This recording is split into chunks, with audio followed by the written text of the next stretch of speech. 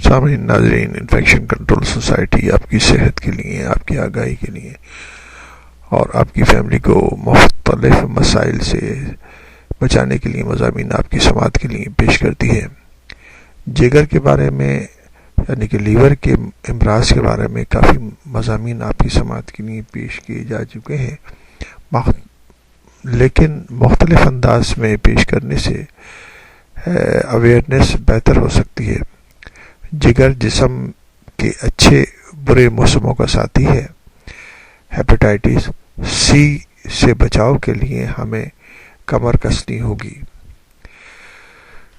Hepatitis C کے بارے میں ہم آپ کو بتانا چاہیں گے، پاکستان میں تقریباً 5% لوگ ہیپاٹائٹس سی کا شکار ہیں۔ ہیپاٹائٹس سی جگر میں انفیکشن پیدا کرنے والا ایک وائرس ہے جو جگر یعنی کہ لیور کی بیماری کا سبب بن سکتا ہے۔ ہیپاٹائٹس بعض افراد کے لیے سنگین ہے، جبکہ بعض کے جگر میں یہ وائرس تاعمر موجود رہتا ہے اور کرونک انفیکشن کہلاتا ہے۔ اس سے کچھ افراد کے جگر یعنی کہ لیور کو نقصان پہنچتا ہے، جبکہ متعدد افراد اس مرض کو محسوس بھی نہیں کرتے۔ کچھ افراد میں ہیپاٹائٹس سی کی وجہ سے جگر کو پہنچنے والے نقصان کے سبب سیروسس یعنی کہ جگر کی سوزش کے باعث ناکارہ بھی ہو جاتا ہے، مگر اس میں ممکنہ طور پر کئی سال لگ سکتے ہیں، جبکہ دیگر افراد میں طویل المیعاد اثرات لاحق نہیں ہوتے۔ ہر شخص کا جگر صحت مند ہونا چاہیے۔